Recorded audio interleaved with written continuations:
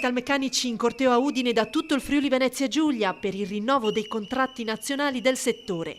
La città ha ospitato la manifestazione regionale organizzata nell'ambito dello sciopero nazionale indetto per questo venerdì da FIOM CGIL, FIM CISL e UILM al fine di sbloccare le trattative. Quasi 3.000, secondo le ultime stime dei sindacati, i lavoratori che nella mattinata hanno sfilato per le vie partendo da Piazzale Diacono e diretti a Piazza Venerio, con sosta davanti alla sede di Confindustria Udine. In Friuli Venezia Giulia tra i lavoratori di Federmeccanica e quelli di Union Meccanica sono circa 50.000 le persone coinvolte dai due contratti nazionali.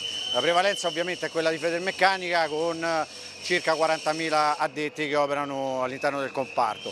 Il contratto di Federmeccanica è scaduto a giugno dello scorso anno, quindi è oltre un anno oramai che si va avanti per cercare di trovare una soluzione. Il tavolo è completamente saltato, al momento non c'è nessuna trattativa in corso. Union Meccanica invece è scaduto da 6 mesi e anche lì siamo alla stessa condizione perché il tavolo è interrotto e non c'è nessuna trattativa in corso. Chiediamo di poter avere un salario adeguato e di ridurre l'orario, due temi fondamentali per cercare di stimolare il mercato interno e permettere, in linea con la Costituzione, di avere un lavoro dignitoso e in sicurezza.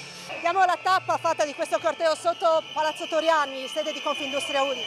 Certo, Federmeccanica fa parte di Confindustria, dovrebbero essere al tavolo di trattativa, ma sono 8 mesi che non vogliono discutere di ciò che è un diritto dei lavoratori metalmeccanici, il contratto nazionale.